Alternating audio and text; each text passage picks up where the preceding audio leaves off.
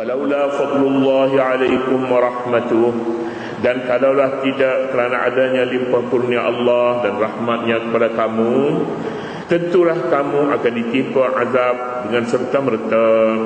Wa annallaha raufur rahim, tetapi Allah Maha belas kasihan dan Maha penyayang. Ayat sebelum ini begitu banyak menyatakan peraturan hidup, peraturan mengawal nafsu, peraturan mengawal dan tindakan terhadap mereka yang tidak mengawal nafsunya.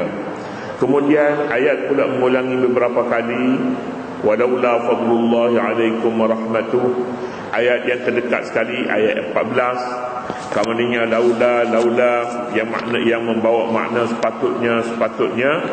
Artinya kita perlu mengawal dengan cara yang sepatutnya begini, seperti yang dikatakan, seperti yang difirman oleh Allah Subhanahu wa taala. Peraturan-peraturan itu adalah anugerah Allah kepada manusia. Allah memberikan kepada kita peraturan, beri nafsu dan beri peraturan untuk mengawalnya, maka kita selamat.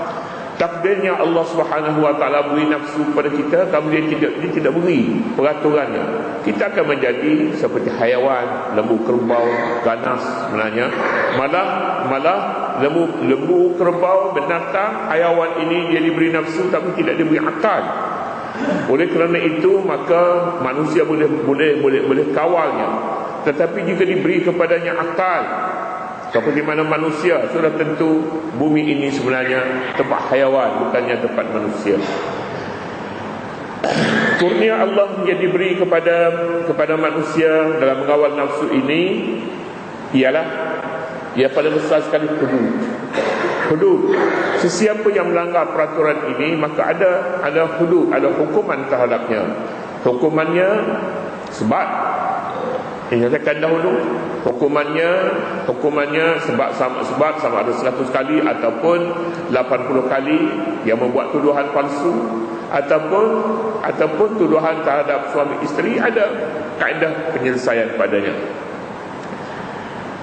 Kalau tidak, selepas itu Allah bukakan kepada kita pula taubat. Jika usia kita masih ada lagi selepas daripada disbat, umurnya panjang lagi selepas itu, peluang untuk bertaubat cukup luas.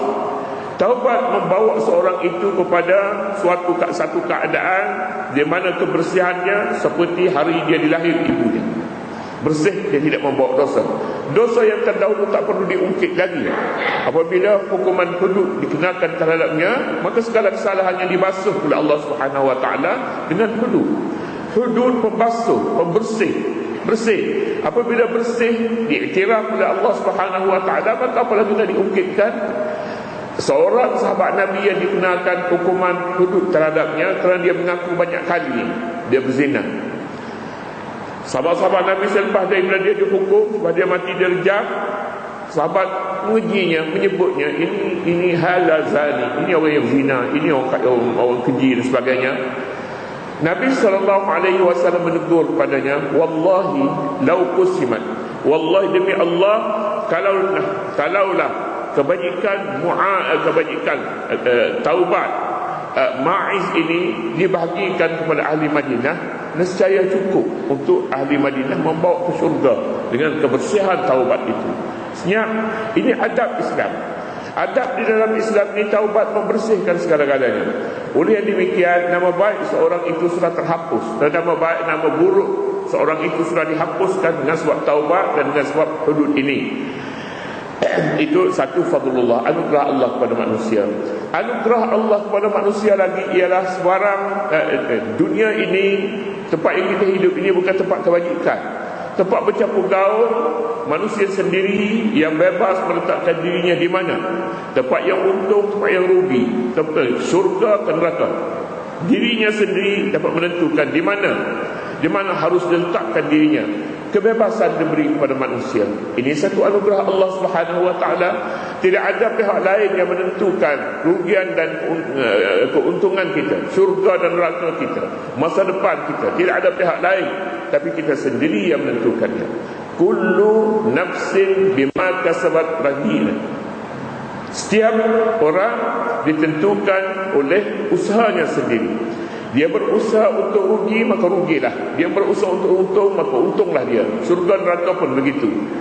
Ini satu keadilan Allah Subhanahu wa taala. Selain daripada itu pula, nak bilang nikmat-nikmat Allah Subhanahu wa taala yang diberi kepada kita tidak boleh dibilang sama sekali. Wa in ta'uddu ni'matallahi la tuhsuha. Kalau kamu nak bilang nikmat Allah, kamu tak usah, tak mungkin untuk membilang semuanya itu. Kita sehat, kita ada nafsu. Walaupun dia melakukan perbuatan jahat, Allah tidak segera tarik nafsu dia. Kekal masih ada juga nafsu dia. Tetapi banyak kali sangat dia buat jahat ni, Allah Subhanahu wa taala pun ada kaedahnya juga sendiri supaya dia sedar. Ada juga. Jadi begitu luas sebenarnya walaula fadlullahi yang disebutkan di sini. Dan kalaulah tidak kerana ada limpah kurnia Allah dan rahmatnya kepada kamu, kalaulah tidak kerana itu Allah, kalaulah tidak kerana Allah amat melimpah belas kasihannya, tentulah kamu akan ditimpa azab dengan serta-merta. Tapi tidak ditimpa dengan serta-merta, ditangguh. Tangguh itu artinya peluang untuk bertaubat. Tidak ada satu peluang yang paling berbahagia sekali kepada seorang manusia. Seorang manusia dosanya boleh ditaubat. Setengah ajaran tak boleh taubat. Tak boleh taubat. Jadi bila tidak boleh taubat, maka hidupnya merana di dunia ini. Begitulah ayat mengulangi ungkapan ayat walaula fadlullahi alaikum warahmatuh. Habis